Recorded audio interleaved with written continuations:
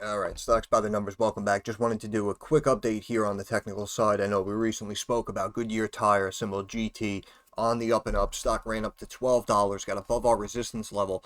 Then we started to chunk down. You can see comes right down to the trend line, wanted to hold it, and then recently broke the last week or so. And now you can see we started to bounce up, retesting that 20-day moving average here, a couple of occasions, and you can see right now 1066 on the close, up about 2.8% here on the day, and we're still below the moving average, but it looks like, again, we dropped, but it looks like we're still trying to step up, in my opinion. So I think we retest this resistance line soon, maybe about 1086-ish, 1085, and I do think we get up above that.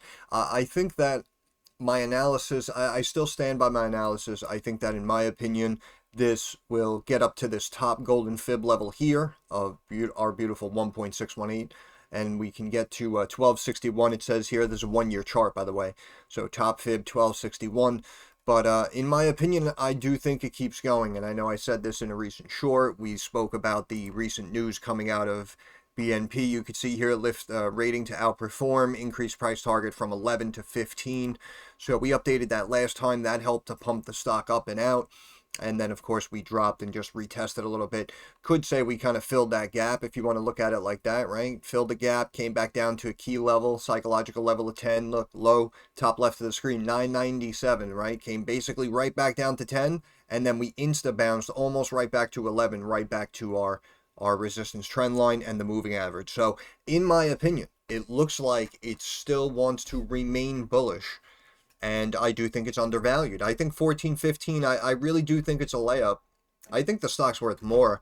I was looking at it also here.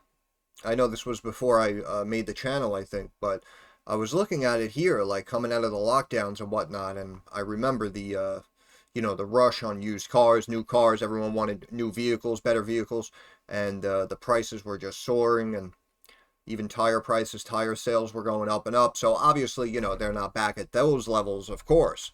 But in my opinion, I still think the overall situation is undervalued. Again, miss earnings, EPS, and revenue back in the first week of May brought in 4.25 billion in revenue for the quarter. Market cap right now 3.05 billion with a 12.3 PE. And of course, the beta, a little feather in the cap too. Again, the beta volatility of a stock in relation to the overall volatility of the market, beta is about 9/10 as volatile. So I like it. Again, we spoke recently about them, what was it, like South Africa or something, right? They shut a plant down and it's going to get rid of about 900 jobs, but they were talking about millions that were now going to be added onto the balance sheet from those savings starting in 2026, I believe. So again, could it kind of flatten out here? There's my keyboard reconnecting. Could it kind of flatten out, dance around a little bit? I mean, yeah, of course, anything can happen. But again, in my eyes, it should really be like up here. So I do think it's only a matter of time. But I was going to say, even if it kind of flattens out and remains rocky and hangs out around this trend line here, going into the end of the year and 2026, it really should be on the up and up, in my opinion. And there was something else I was just gonna say. Oh, check the annual numbers. Yeah, you can see slowly pulling back from the rage here. 21, 22, got up to almost 21 billion in revenue, come down to 20, come down to slight sub 19. So, are we technically trending downward here? Yes. But also at the same time, 18 billion in revenue for the year. We're talking about a $3 billion market cap. We have 9 billion in debt. Came down from over 10. But again, we're in the restructuring phase, right? This is similar again. I bring up IBM. Phenomenal comparison, in my opinion. Of course, it's different industries, and I know what people are going to say that. Of course, I know. That's a tech stock. But the main point, again, similar to what we saw with Verizon, right? Remember, they went through their restructuring phase. You go through these little lulls for 1 or 2 quarters, and then boom, you take the next leg up, and then all of a sudden everyone says, oh, they were beating them up back in the day. I knew I should have grabbed some shares. I knew it was on sale. But something like Goodyear Tire, again, we spoke about it, I believe, in like the mid-high eights originally, and the stock broke up and hit 12. So phenomenal return, great call, and I do still think we retest that level and we get back above it. I really do believe that. Yeah, the debt I know is pretty big. Assets still outweighing liabilities. And again, you can see roughly 2 years ago we were above 5.25 equity and came down to about 4.8. And then you can see we bottomed out a couple of quarters ago, and now we're slowly climbing back up as of last quarter, 5.09 billion equity, right? So now we're beginning that U-turn. Look at the book value sitting here, 17.25. 17.25. 65% higher than where the stock is currently trading. You usually don't see that every day. Operating expenses kind of in line. Cost of goods. Yeah. Okay. Shares, again, we went from 285 million up to 286 up to 287, but we've technically been holding those numbers for a couple of quarters, so I don't really see much dilution. And again, 1 million shares, it might sound like a lot, but also at the same time, $10 a share, it's 10 million bucks. Right? Not the biggest amount of dilution, right?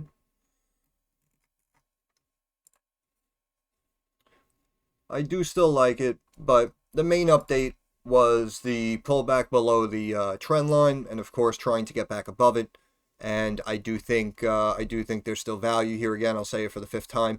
I wanted to show you the volume as well. I scrolled right past it. That's something I wanted to mention. You can see the average volume over the last 30 days, roughly 6.33 million, 6.35 million shares a day.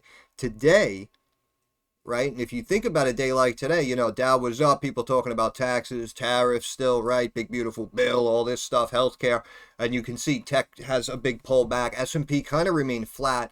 Felt like a lot of people were sitting on their hands maybe. But also, something like GT was able to climb almost 3% and actually had volume, 30% higher than average. And you can see, look, just over the last couple of days, right? We're on the up and up. We're on the up and up. And I feel like the buys are there. I do feel like the buys are there. If we do happen, here, let's try to draw out, what are we, 727? Right? I mean, if we want to connect to bottoms, again, could the stock drop back basically to where it was when we first started, about 880? Yeah, of course it can, right? We know that, of course it can. I mean, we recently, we're approaching record highs, hitting new highs. So yeah, of course, we know that if everyone's maybe upset here in the short term over the big beautiful build, then markets might reverse. We might be red for even a week or two, even if it's short-lived, right? But we know something like GT, if they were beating it up in the past, we know it'll be exposed and we can drop back down a point and a half. Right? So I guess it's good to keep an eye on that line. How about if we go up to that body, that red, the bottom body of that red candle. Yeah, now we're looking at about 9. Yeah, it's better than 880. And how about if we just continue our beautiful array of trend lines? Nope.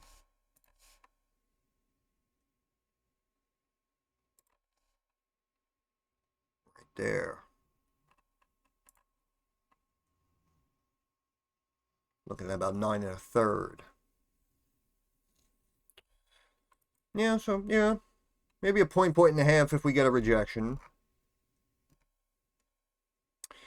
But see, you can see how we were trending down, we dropped down big, and now we're on the up and up tightening, right? So even if we reject here and come back down into the 9s, right, we're potentially approaching the apex of this giant multi-year kind of tightening symmetrical triangle. And again, based on the numbers, I mean, I know earnings have kind of been hit and miss. If you go back and look, right, we have a nice healthy beat top and bottom, and then we miss, right? And then before that, we're profitable, but we slightly miss revenue. Same story, same story, same story, right? So they're doing consistent business. Potentially these estimates might just be too high, right? They might just be overestimating, and it looks like the stock is underperforming. Now, again, of course, is it the perfect story, up and up, 50% growth year over year, quarter over quarter? No, obviously, right? But I'm talking in general, overall, the value of the business, I think, is significantly undervalued here. Again, we just pulled up fundamentals, and even if, let's just say, even if those, let's say TradingView isn't up to date and some of those fundamentals are incorrect, right? They got the information wrong, let's just say, the book value was 17 and a quarter or whatever it was. Stock's 1066, right? So again, even if they're off by 20%, it's still $15 a share, right? You understand my point? So that's why, again, even if you missed it at 8, now it's sitting here at 10, 11. I mean, you might still be early because the son of a bitch might be on its way to 14, 15, 16. Short float right now, according to FinViz, 8%.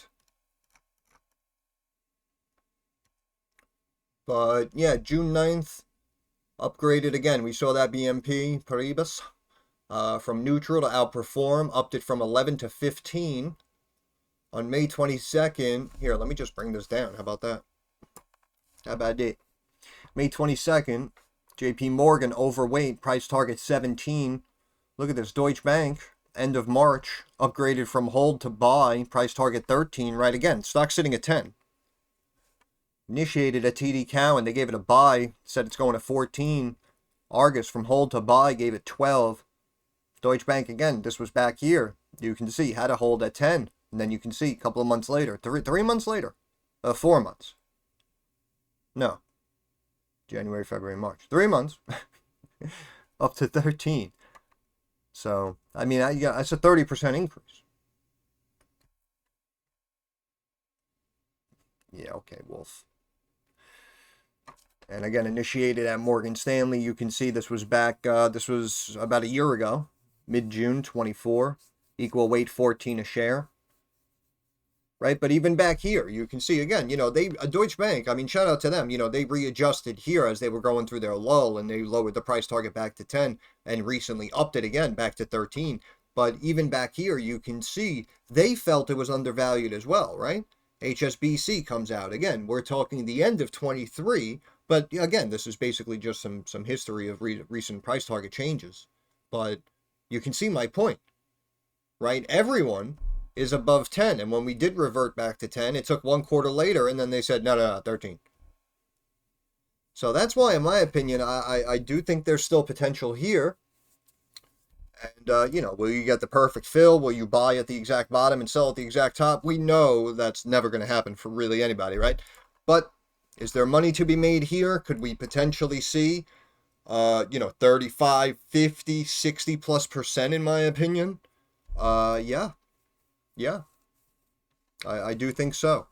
But again, that's just my opinion. Whatever you do with this information is entirely your own prerogative. I just wanted to do a quick update as per request and talk about what I was seeing. But yeah, that's pretty much it. I'll end it there. So stocks by the numbers. Thanks for stopping by. If you have any questions, comments, or concerns, drop it in the comments section. I'm pretty quick to reply.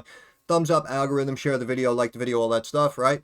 And of course, subscribe to the channel. That's our handshake agreement. That is how you help me help you. But more importantly, moving forward, like I always say, I understand that markets are rocky, they're volatile, and they are very uncertain. So I do want to wish all of you success. I hope everyone makes a couple of dollars. Thank you for your time. Have a good day.